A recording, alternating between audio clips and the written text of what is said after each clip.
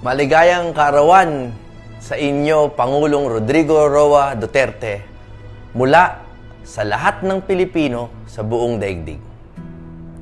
Kami po ay nagtipon-tipon ngayon sa iba't ibang bahagi ng daigdig upang iparinig sa inyo at ipadama sa inyo ang aming pagmamahal.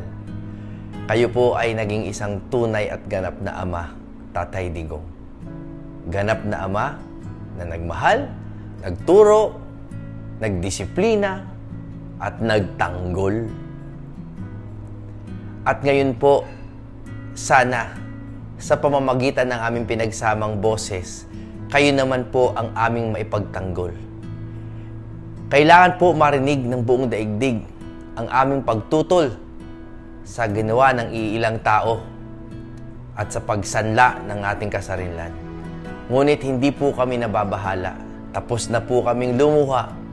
At ngayon po, kaming lahat ay nakahanap na ng tapang at ng lakas upang ibalik si Tatay Digong sa kanyang bansang sinilangan. Ang regalo po namin, bukod sa pagmamahal, ay ang aming boses na pinagsama.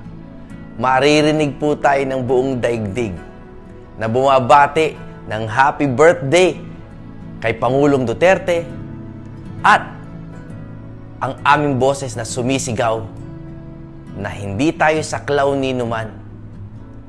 Ang Pilipinas ay sa Pilipino at si Pangulong Rodrigo Roa Duterte ay sa amin. Pangulo, Mayor, mahal na mahal po namin kayo. Sana po damang-dama ninyo ito ngayon sa inyong kaarawan.